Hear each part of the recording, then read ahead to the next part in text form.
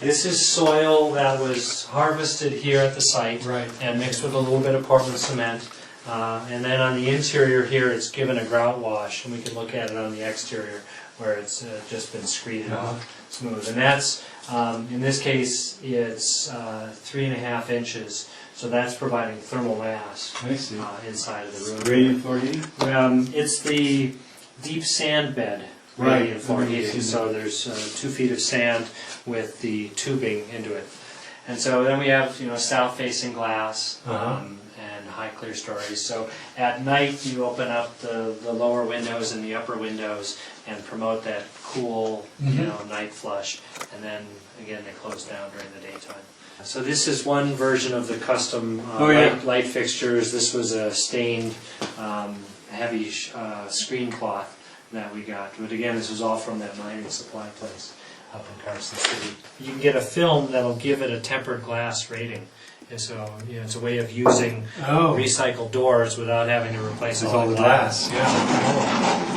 But we got them early on, and they had this horizontal Doug fir, and we sort of made that a theme. Long grain fir. Yeah, so we made that a theme throughout the house. These are glass floor tiles. They're about 1 1/8 inch thick, laminated glass. With just a thin caulk joint in between them. And so this is allowing daylight into the basement. And this is that recycled glass countertop material right here. And Suzanne actually found this purplish glass, amethyst I think it is, but it's old bottle glass. And when it sits out in the desert sun it gets this purplish color. These, the backsplash is also the recycled glass. This is Bedrock Industries. This is the Trespa, which is a environmentally safe chemistry lab material. And it has this black core, and they put a thin layer of all sorts of different colors on top. But we chose to just get the black. Conserve refrigerator. So it's as much space efficient as it is energy efficient. And we use these in a lot of our projects. There's your straw bale door. Yeah, there's a truth window. Now, what are these? Those are uplights, basically. Oh, And they are adjustable, so they kind of wash up roofs. Oh, beautiful. This is what we call the canary light, the tip of the stabilizer, but it's a little light that comes on when the grid power goes down. So when this comes on, Suzanne knows that she has to conserve electricity because she's running off the batteries. Permaculture garden, herb spiral.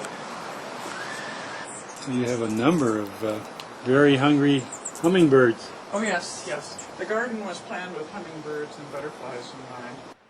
And it turns out that they use and reuse airplane parts. The key is saying non-airworthy when you talk to them. These I got at a salvage yard. I think they were like $5 a piece. Unbelievable. It's heavy duty steel. And then we worked with the engineer, and this is Danny's idea to use these ore cart wheels as part of the support structure. So I have to give my partner credit. And then these 2 little photovoltaic panels right here power a 12-volt pump, and that does the circulation.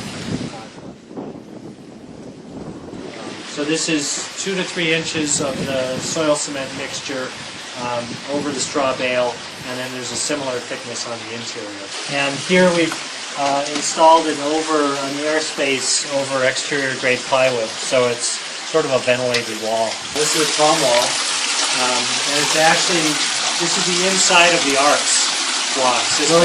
So after we poured the concrete, we stripped the styrofoam off of one side of the arc joint. And you can see it's got these holes in here and up above, so it allows air to flow through. Well, these are actually caulked. They have a weather strip on each one of those.